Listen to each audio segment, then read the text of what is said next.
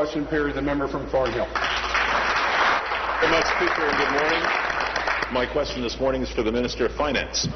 Our party's concern is high as a result of widely reported comments you made that strongly suggest a major solution to your budget deficit woes could be to raise taxes. You bobbed and you weaved, Minister, but when you were asked point blank if you would raise taxes, and your answer was, and I'm quoting, "I am taking every consideration as to what we need to encourage investment." Where I come from, Minister, we take that as a qualified yes. When pressed, you said, well, there's been obviously some speculation that's been written, and I'm not going to speculate. Well, no one wants you to speculate, Minister. Just tell me and tell the people of Ontario how you are going to sustain ballooning public sector pensions. Is it your intention to raise taxes in Ontario? Question? Yes or no? Minister of Finance. Mr. Speaker, I appreciate the question. I also appreciate the engagement that you're finally giving us in regards to this budget. I've reached out to you so many times. And I do appreciate that we're having this discussion. We are having consultations around the province.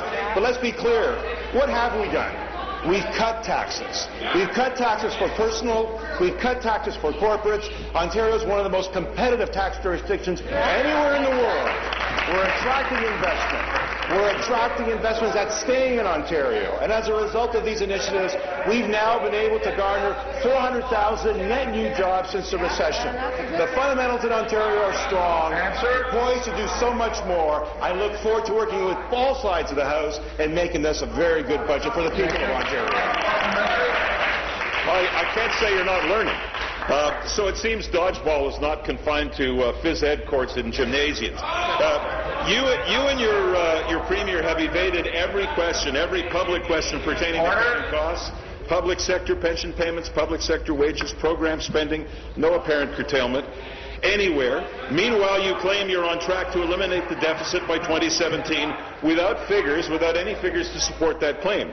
Minister, your own economist, Don Drummond, has said that gold-plated public sector pensions are not sustainable.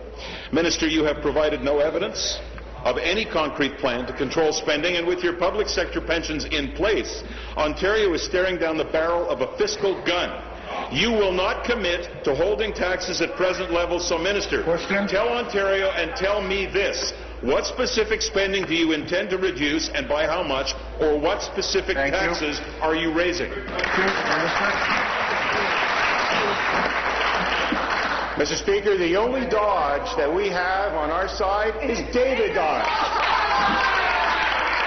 And we look forward to his advice and his contribution alongside others like Don Drummond. And we've taken their advice and we've started to institute some of those very measures to support a very strong economic power here in Ontario. That's right. We have a sense of recovery, no doubt. That's why we need to be diligent. But we can't, Mr. Speaker, take extreme measures. We can't go off doing the slash and burn policies. That's only going to hurt our recovery. But we also have to be very careful about our spending so that we ensure that the economy continues to thrive, that we are on target to balance our books by 2017-18, and we're taking every measure necessary to ensure that. And again, I say to you, we have reduced taxes. We are one of the most competitive jurisdictions, and we're looking forward to going forward. A couple of weeks ago, when we were talking about the throne speech, I quoted my grade 9 history teacher who said, you talk a lot, but you don't say much. Minister, you cannot keep evading the issue.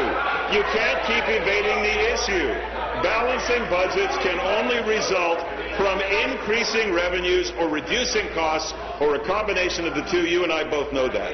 And with an estimated $100 billion in unfunded liability, you're looking at north of $4 billion per year in pension costs. I could stand here and I could ask you line by line, item by item, what you're going to do. But in Premier Wynn's spirit of openness and transparency, just tell us clearly and directly which programs are being cut or which taxes are being raised. How are you going to cover the shortfall that you have created to pay for these incredibly rich public sector pensions?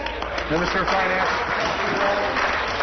Mr. Speaker, the member opposite would know fully well, because I shared with you my House book. I've shared with you my transition binder. I've given you my answers already. I've told you some of the initiatives that we're going to help you with your questions, no less. tell you this, because I do want to work cooperatively with you. I am anxious to do so. When it comes to pensions, we have now negotiated with 4 unions and joint pension plans that's going to save and avoid costs of up to $1.5 billion over the next 3 years. These initiatives are very strong. They're taking the right steps. What we want, Mr. Speaker, are results. We want positive results. It's how we get there that matters. Some of the suggestions that you're putting forward would create havoc in the system. We want to work with our stakeholders and our partners. We want those 0-0 wages. We want to ensure that our pensions are under control. And, Mr. Speaker, results are being had. Thank you.